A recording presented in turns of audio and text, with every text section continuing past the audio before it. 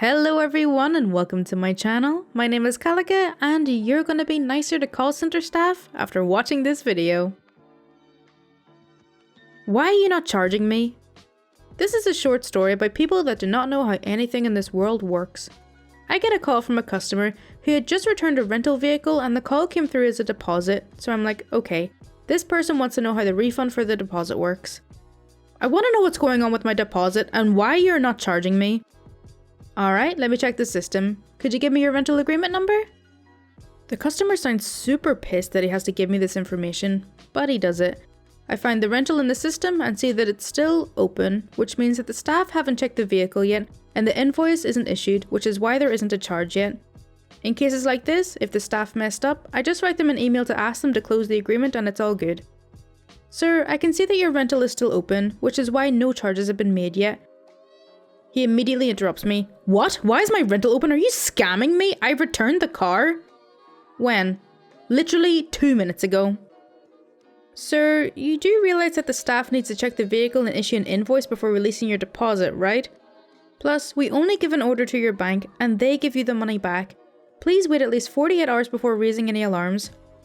Are you serious right now? You're scamming me. I returned the keys and I expect to be charged immediately. Take your money. I want you to charge me right now. Right now. I want to log into my account right now and see a charge for the rental and my deposit back.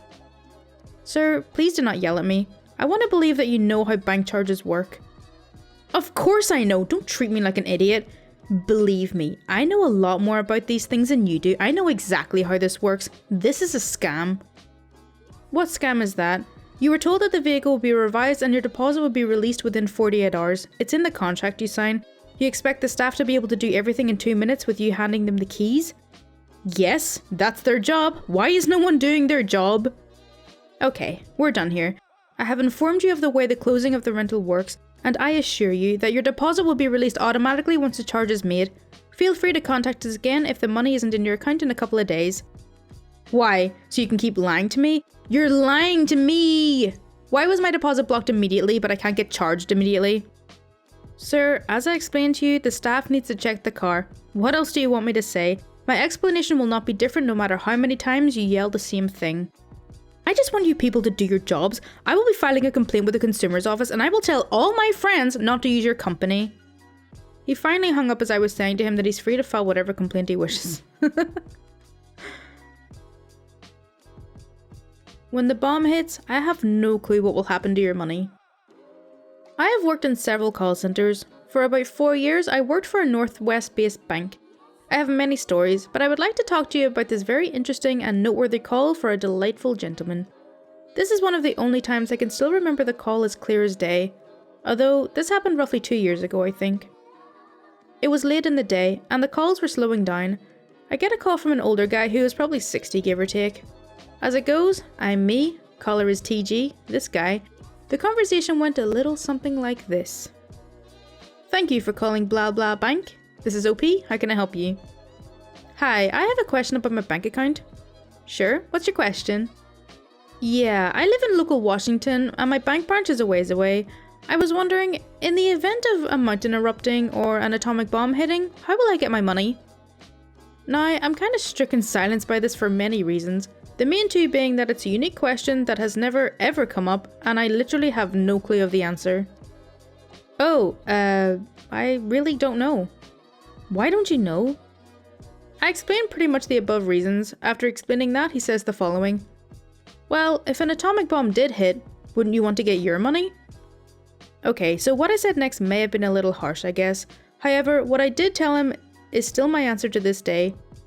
Well, sir, to be honest, if there was an atomic bomb hit, money is really going to be the last thing I would think of to worry about. The guy goes completely silent, and I get the dreaded phrase, "Can I speak to your manager?" Little does this person know, but my team lead at the time is on the other side of our tall cubicles and can hear me perfectly. He already sensed an issue, so I patched him through. Our phones had the ability to listen in, and I can't resist but listen in on mute. This guy goes on to reiterate what I said, and my team lead agrees with me, saying money is a low priority in an atomic blast. He ranted a bit longer, but eventually hung up. I have some more stories, but this guy was probably the most entertaining by far. I probably would have just recommended that the guy play Fallout, In the event of an atomic blast, here's probably what's gonna happen. Masculine lights. I work for a water company provider as the phone operator. I am the first person to get calls and would transfer to appropriate people within our department. I had a call recently.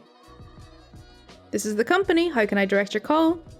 I need to speak to someone that can help me fix the lights in our neighbourhood. Oh, that will be with your electric company. I can give you the numbers. Who is your electric provider?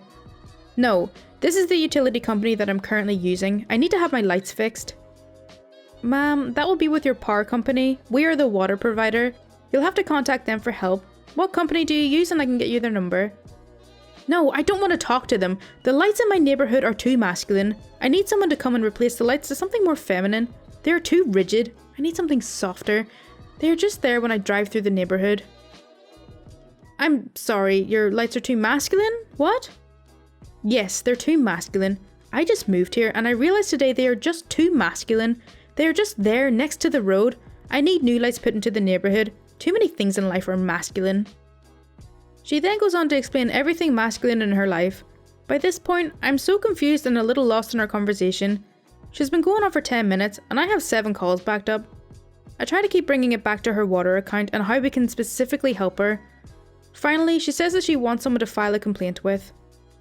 Well, you should contact your homeowners association with that and file a formal complaint. They should be able to help you. If you have any issues with your water, please call again and we'll be happy to help. At this point, I have no idea how to continue the call. I help her find the number for her subdivision. She continues about how driving through her neighbourhood bothers her because of the masculine lights. I just agree with her because I don't know what to say. I don't want to be rude because she sounded a little off. Then I ended the call. She did, however, show up about 2 hours later at our building to continue her rant about the lights. No one was really able to help her. She said we had masculine lights in our parking lot and were similar to the ones in her neighbourhood. It was honestly one of the oddest calls I have ever had. I would be really interested to know what makes a light masculine. Like, all I can picture is a big light with a mustache on it or something. And what would make a feminine light? Financial chat support agent who gets clients with odd vocabulary. I'm fairly new to the financial account I'm working at, but have been in production for about a month. Most of our clients and customers are younger as the credit line is geared towards financial health, but some just reek of coming from old money from the way they chat. The one in particular that sticks in my mind is this young guy. I won't share personal information of course, but he was definitely a millennial, whose messages read like they were dictated by the Monopoly guy. Like, I read the messages a la Thurston Howell. It wasn't uncomfortable, and he was just terribly polite.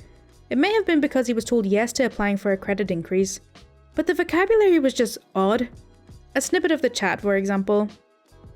I'd be happy to help with that application. Please note that it may take case management up to 30 days to review your information and supply an answer. Splendid! I'll keep a watchful eye for correspondence. Will I be notified via this channel? Your main notification will be through email, but of course you're more than welcome to chat back in or give us a call, and a specialist will give whatever updates are available to us. Wonderful, wonderful. That was my only inquiry.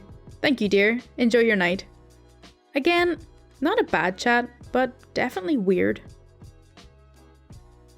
Okay, I have a problem with this one because I think the chatter is just possibly British. To me, this interaction doesn't read weird at all. It actually just reads as like a polite interaction with your service provider. What do you think? Is this over the top? Would this weird you out? Please let me know in the comments. Okay, so that's all for r/Tales from Call Centers. I really hope you did enjoy it. As always, if you do want to see more content like this, then please do subscribe. My Twitter, Discord and Patreon links are in the description, and any support is greatly appreciated. Thank you so much for watching. Bye!